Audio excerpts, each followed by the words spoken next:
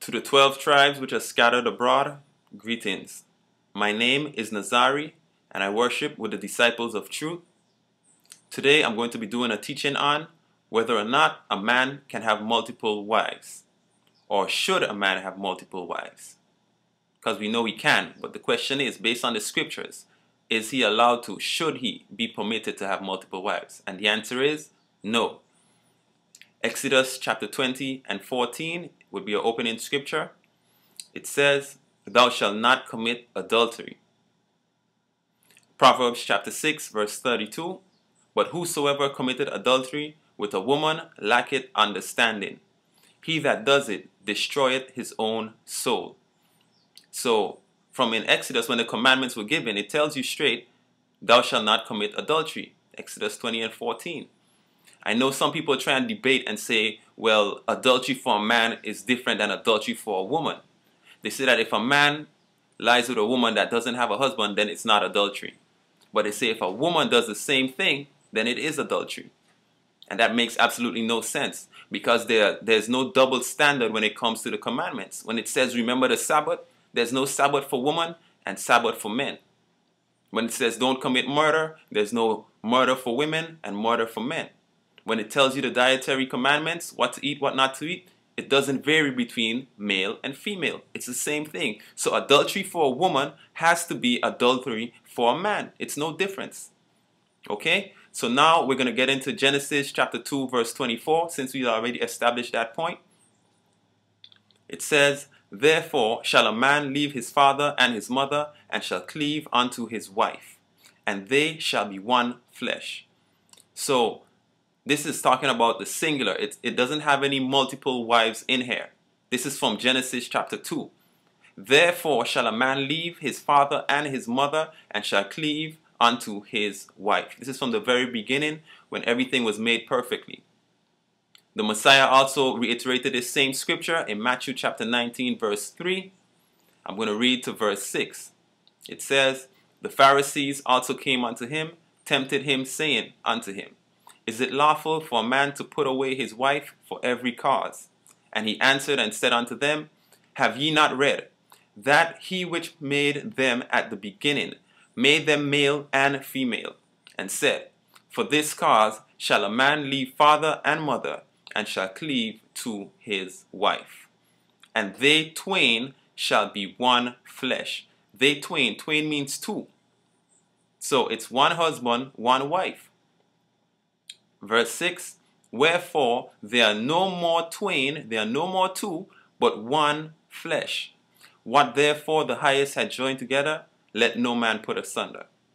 So again, we see here it's singular. It's not talking about this whole multiple wife doctrine. It's completely false, and we're going to continue to prove it even more. We're going to look at Deuteronomy chapter 17, verse 15 to 17. And in this scripture, it was speaking to the king. So the thing about this is, even though it was speaking to the king, that's still the commandment for everyone, because the king is the example of righteousness. Deuteronomy chapter 17 verse 15. "Thou shalt in any wise set him king over thee, whom the highest had chose thee. One from among thy brethren shalt thou set king over thee. Thou mayest not set a stranger over thee, which is not thy brother. He shall not multiply cattle to himself, nor cause the people to return to Egypt, to the end that he should multiply them. For as much as the highest had said unto you, ye shall henceforth return no more that way." Verse 17, "Neither shall he multiply wives to himself, that his heart turn not away. Neither shall he greatly multiply to himself silver and gold." So right there it tells you the king is not supposed to multiply wives to himself. That's a commandment. This is the order from the very beginning. So we know that a lot of people try and say, well, okay, David did it, Solomon did it, but what does the scripture say? The scriptures say that the king is not supposed to do it. So we know that they were in transgression. They did. They broke the law because they were kings. And if we're going to say that this was specifically talking to them, then we know that they didn't keep it. So now we're going to look at and see what makes a man blameless or spotless, right? A spotless man has one wife. That's one of the requirements. And we're going to prove that. Titus chapter 1 verse 6. If any be blameless, the husband of one wife. That's what a blameless man does. He has one wife. Then verse 7, it says, for a bishop must be blameless.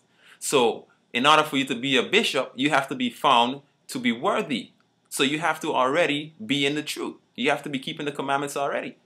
Right? It says, for a bishop must be blameless as a steward of the Most High. So how is a bishop blameless? By having one wife. Not given to filthy lucre, but a lover of hospitality, a lover of good men, sober, just, holy, temperate. Verse 9, holding fast the faithful word as he had been taught, that he may be able by sound doctrine both to exhort and to convince the gainsayers. So people try and say that this is specifically talking to the bishop, but it's not. And when we're going to go over it again and we'll break it down, right? It says, for a bishop must be blameless. So a regular man should be blameless, just like a bishop, as the steward of the Most High, not self-willed. So should a regular man be self-willed? No. Not soon to anger. So should a regular man be quick to get angry? No. Not given to wine. Same thing applies to a regular person. No striker. Not given to filthy lucre. Same thing for a regular person. But a lover of hospitality. A lover of good men. Sober, just, holy. So throughout that scripture, all it's telling you is that a bishop is supposed to be keeping the commandments. And the commandment included for the bishop is to have one wife. So we know that applies to everybody because, again, just like the king, he's the example of righteousness. Now we're going to look at 1 Timothy chapter 3 verse 1. It says, this is a true saying. If a man desireth the office of a bishop, he desireth a good work. A bishop then must be blameless, the husband of one wife. We see it here again. Vigilant. Should a regular man be vigilant? Yes. Sober. Should a regular man be sober, or can he be a drunkard? He should be sober. Of good behavior, given to hospitality, and to teach. All of these things that it's talking about for the bishop should apply to a regular individual. But it's specifically placing emphasis on the bishop because he is the example. He's leading the flock. Verse 3, it says, not given to wine, no striker, not greedy of filthy lucre, but patient, not a brawler, not covetous, one that ruleth well his own house, having his children in subjection with all gravity. So all of this is good practice and it's commandments for everybody. It's not just specifically for the bishop, but again, if the bishop is going to be on the forefront, he's going to be the example, then he has to be following all of these commandments. I'm going to keep reading. Verse 5. For if a man know not how to rule his own house, how shall he take care of the church of the Most High? The next scripture we're going to look at is 1 Corinthians chapter 7. It starts at verse 1. It says, now concerning the things whereof ye wrote unto me, it is good for a man not to touch a woman. So this is what they wrote to Paul, asking him about. Then it says, verse 2, nevertheless, to avoid fornication, let every man have his own wife, and let every woman have her own husband. Singular. The woman is supposed to have one husband, and the husband is supposed to have one wife. Let the husband, verse 3, let the husband render unto the wife due benevolence, and likewise also the wife unto the husband. The wife had not power of her own body, but the husband. And likewise also the husband had not power of his own body, but the wife. So if you don't have control over your own body, as the scripture is saying, if you're a man, the wife has control over it. And if you're a woman, the husband has control over your physical body. Right? So if that's the case, and you introduce somebody else into this equation, that's complete corruption and confusion. Because then you're going to have three women over in charge of your one body. So when one wife wants to do X, Y, Z with your body, and the next wife wants, I mean, where does this go? I know some of you would probably like that, right? Probably your fantasies, right? But that's all rubbish. Verse 5, Defraud ye not one another, except it be with consent for a time, that ye may give yourselves to fasting and praying, and come together again, that Satan tempt you not for your incontinency. Okay? Now we're going to take a look at Ephesians chapter 5, verse 33. Nevertheless, let every one of you in particular so love his wife, even as himself, and the wife see that she reverence her husband. Singular again. It's not promoting any multiple wife conversation or even the thought. Proverbs chapter 18, verse 22. Whosoever findeth a wife findeth a good thing, and obtaineth favor of the Most High. Whosoever findeth a wife. Again, it's not talking about multiple wives. The thing about this whole topic is, when it comes up, everybody is quick to talk about David and Solomon and how many wives they had. But nobody talks about the individuals in the scripture who were actually walking in righteousness continuously. Right? Let's look at Noah and his family. All of Noah's sons, how many wives did they have? One. All of them had one wife each. Noah himself, he had one wife. So we see in the scriptures that the people that were saved from the destruction of the earth all had one wife. Now we know that after the flood, Noah and his family and so forth, they did sin and transgress. But the point is, before that, they were righteous.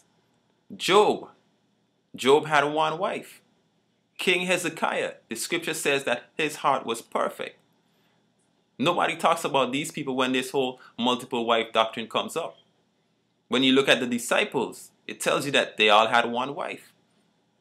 When you look at John the Baptist's father, Zechariah, he had one wife, and it says him and his wife, they were righteous, walking in all the statutes, laws, and commandments. So why don't these names come up?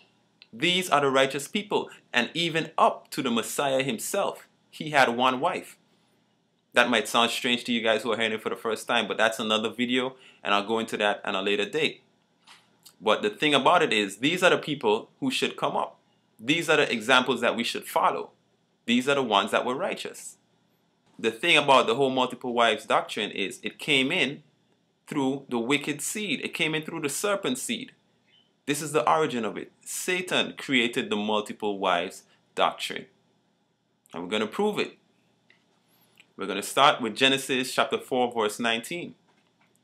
It says, And Lamech took unto him 2 wives. The name of the one was Adah, and the name of the other Zillah. So this Lamech, this is the first time in scripture where we see somebody taking more than one wife. And Lamech was from Cain's seed. And we know that Cain is the serpent seed. We read it right there in Genesis chapter 3, verse 15. It says the seed of the serpent. Right? But let's prove that this Lamech is actually from Cain, because there were other persons with that same name. Genesis chapter 4, verse 16. And Cain went out from the presence of the Most High, and dwelt in the land of Nod, on the east of Eden. And Cain knew his wife, and she conceived, and bare Enoch, and built a city, and called the name of the city after the name of his son. And unto Enoch was born Irad, and Irad begat Mehujael, and Mehujael begat Methusael, and Methusael begat Lamech. And Lamech took unto him 2 wives. The name of the one was Adah, and the name of the other Zillah. So, we've just proven it. The first person to take more than one wife was from a wicked serpent seed. So since when does righteousness follow the traditions and the practice of the heathens? Because this Lamech came from Cain. And we know that the scripture says, learn not the ways of the heathen. So this is the introduction of the multiple wives.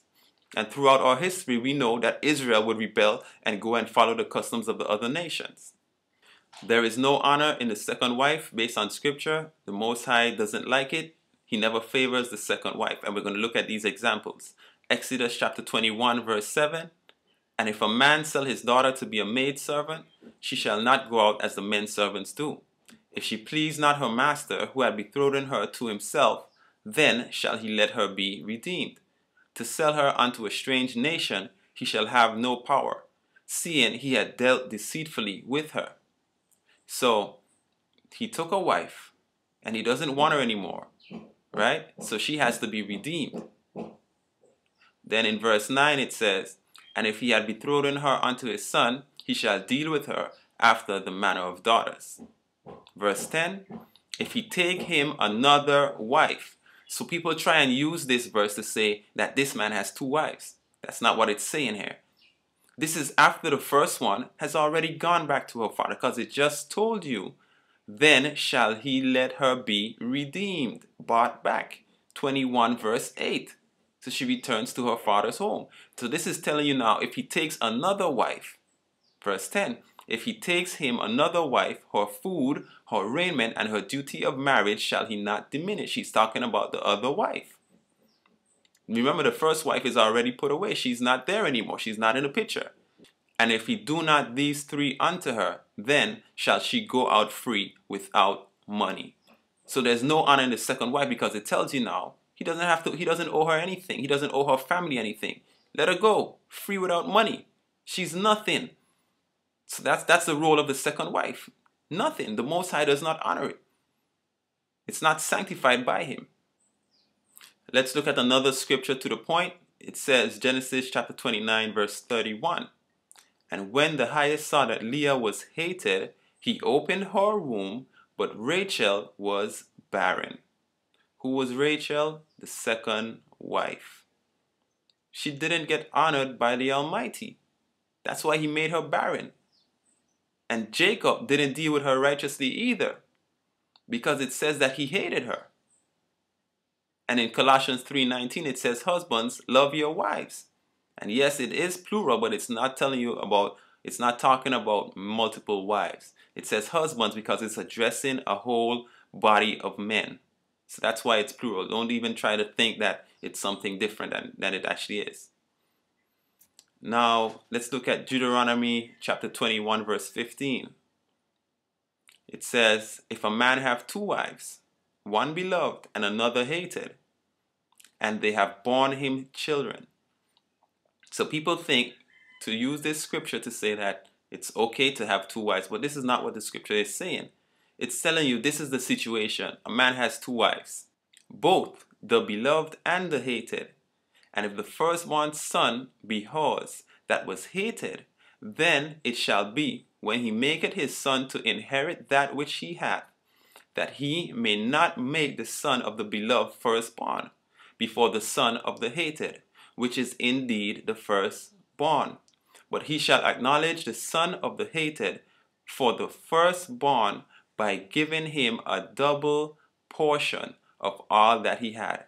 For he is the beginning of his strength. The right of the firstborn is his. So this whole scenario has nothing to do with a man being allowed to have more than one wife. It's talking about the order of things.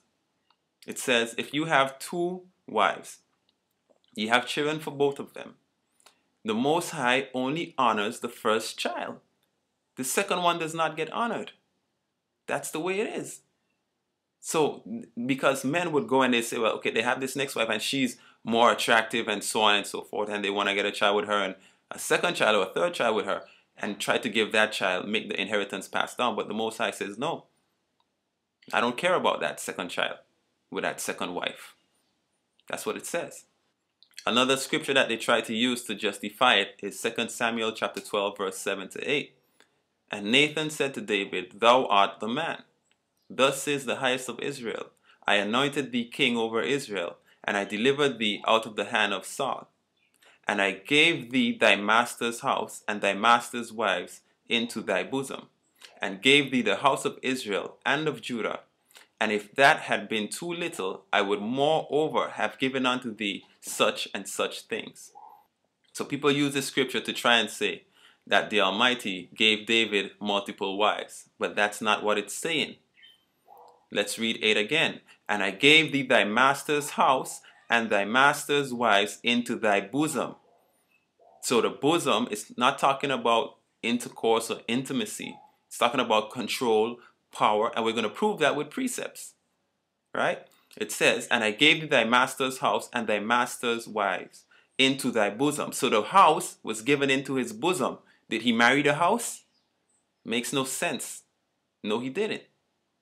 I gave thee thy master's house and thy master's wives into thy bosom. So it's not only the wives that were given into his bosom, the house was also given into his bosom. It's talking about his control, his power. And gave thee the house of Israel and of Judah. Same thing. We're going to prove that even further when we look at Isaiah chapter 40, verse 10 to 11.